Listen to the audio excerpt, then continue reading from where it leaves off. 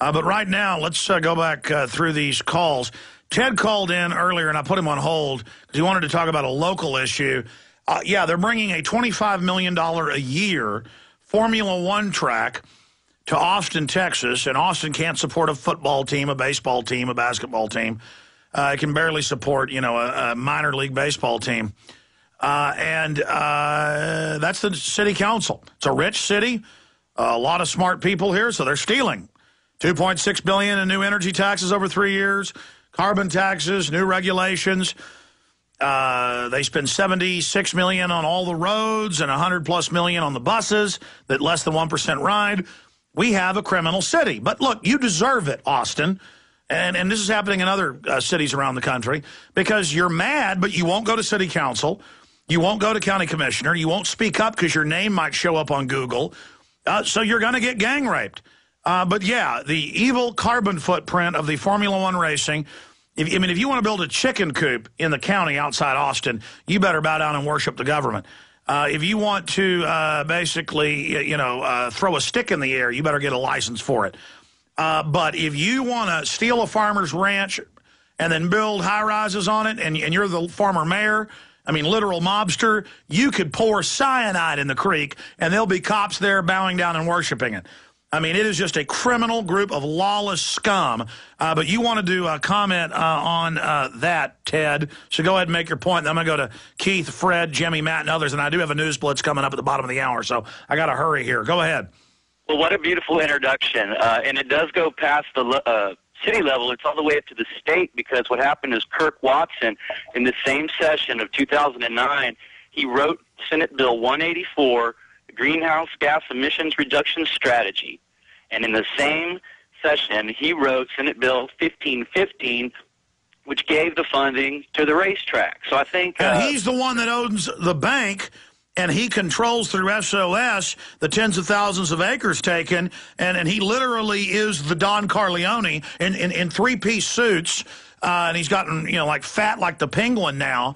And he just struts around as if he is God and just owns everything. And literally, if you don't like it, paramilitary forces are on their way. Go ahead. You're right. I'm worried, Alex. I'm checking my front door. But I posted a little article. It's called "City of Austin Welcomes F1 Racing, Ignores Climate Protection Plan." It's on the Prison Planet Forum.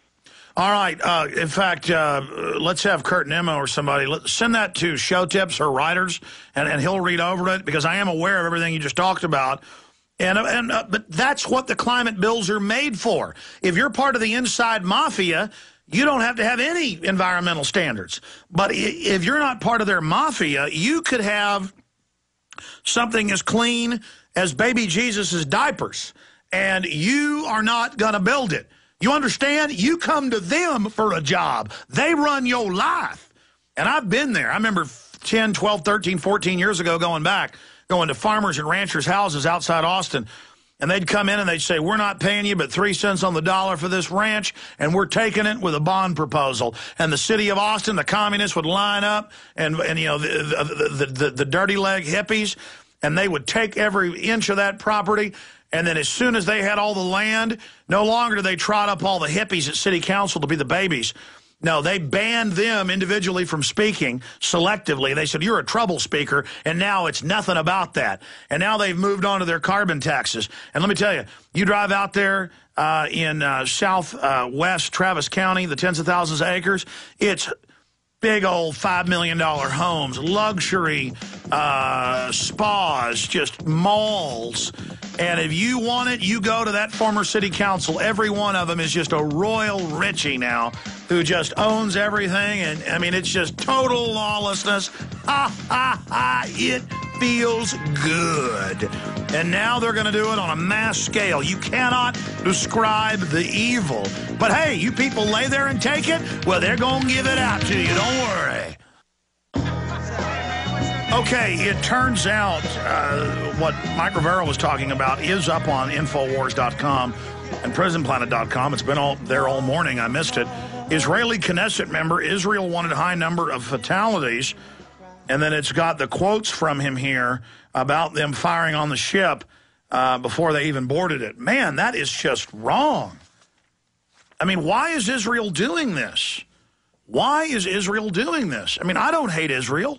I'm not one of these people that it's like a religion of disliking Israel. I mean, I found a lot of the people that hate Israel themselves are a bunch of nuts and make stuff up about people. I've experienced it. Just because I'm not a frothing anti-Israel person, I criticize Israel all the time. These people will get really mad at me and like make up lies about me and say things that aren't true. So that makes the anti-Israel crew, lose credibility in my mind. But still, I mean, it's just Israel continues to do all these bad things. And we're going to report on it here. I understand they feel like they're surrounded and they hate their neighbors and everything, and their neighbors hate them. But this is not going to go over well. Look, I want to continue with Keith, Frank, Jimmy, Matt, Ken, and others. And then I do have 4 giant stacks of incredibly important news we're going to go over. Let's go to Keith in Texas. Keith, you're on the air. Good afternoon, Alex. I was able to get on the Sean Hannity show and plug Invisible Empire successfully and get him to talk about it a little bit. Good on the job. Funkmaster 5 channel. Thank you. It's up there ready for people to see it. If they check out Funkmaster 5 all spelled out, press that yellow subscribe button, and it's there. What did Hannity say? Well, he let me talk about it a little bit, which surprised me, because the last time I called him, he just hung up on me as quick as he could. And he ended up saying that he doesn't believe the bankers are in control. Oh, yeah, they're good. Yeah, of course. And, he Did says he deny that there's a world government? Because he's done his job good the last decade telling conservatives there's no such thing as a new world order.